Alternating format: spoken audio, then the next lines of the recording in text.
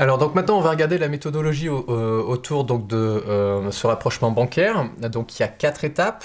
On va commencer par la première. La toute première étape, c'est uniquement en fait de regrouper les documents que l'on a, qui sont nécessaires pour ce rapprochement bancaire. Donc effectivement, on va avoir besoin de notre relevé bancaire, de notre relevé de compte en comptabilité du compte 512, et on va avoir besoin aussi effectivement du dernier rapprochement bancaire pour qu'on parte justement de ce solde-là. Au niveau de la deuxième étape, en deuxième étape, ce que l'on va faire, c'est qu'on va travailler effectivement sur les documents que l'on a regroupés.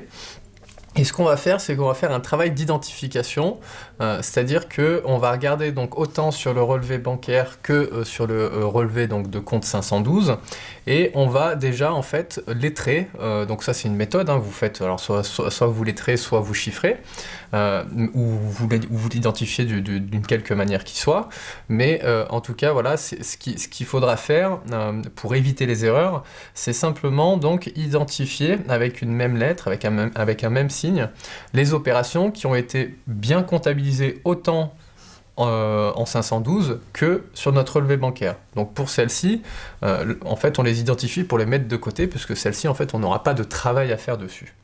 Là dans l'exemple qu'on vous a donné, on les a identifiés donc on a identifié 2 opérations communes où il n'y aura absolument rien à régler. Donc on a identifié avec une lettre A et une lettre B.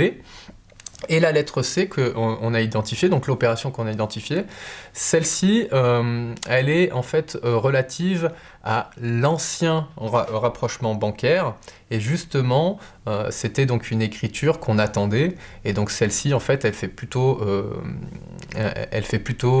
part de l'ancien rapprochement bancaire. Donc encore une fois, cette opération a été comptabilisée, elle a été apurée, donc on la met de côté parce que celle-ci, on n'en aura pas besoin, on n'a pas besoin de faire de réglage par rapport à celui-ci, ça a déjà été fait.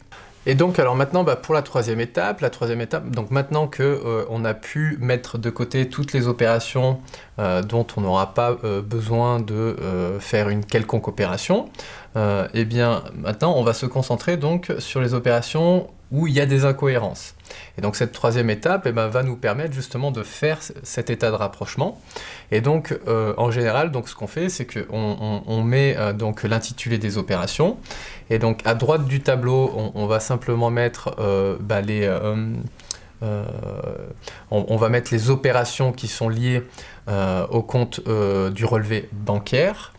Et à gauche, on va mettre donc les opérations qui sont liées au compte 512, et donc pour qu'on ait bien donc une équité.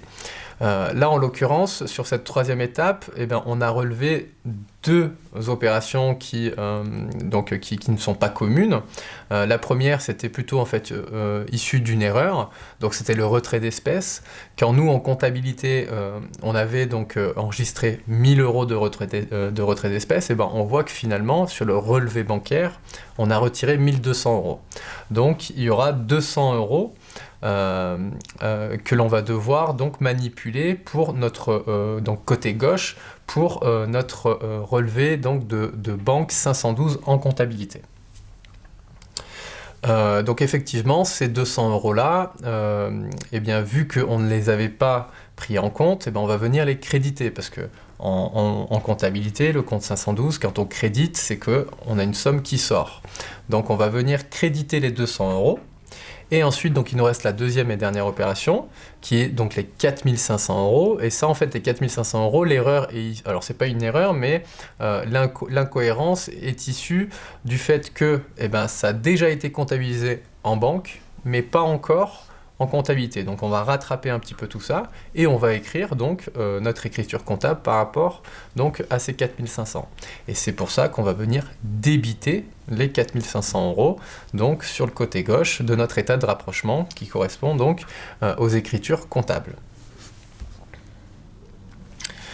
Donc quand vous regardez bien, finalement, lorsque l'on a fait donc ces écritures de rapprochement, eh bien finalement, on a un solde qui est commun autant pour le solde 512 que pour le solde de relevé bancaire.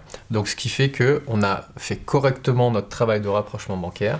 Et maintenant, ce qui nous reste à faire, ce n'est plus qu'à écrire donc ces écritures comptables, donc ces écritures de correction. Et donc ça, c'est sur notre 4e étape. Et donc pour notre dernière et 4e étape, on passe les écritures comptables. Pour les 200 €, on vient débiter le compte caisse et on vient créditer le compte 512. Et pour les 4500, eh bien, je vais venir débiter les 4500 de mon compte client et je vais venir créditer mon compte en banque. Je vais venir débiter les 4500 de mon compte banque 512 et créditer mon compte client.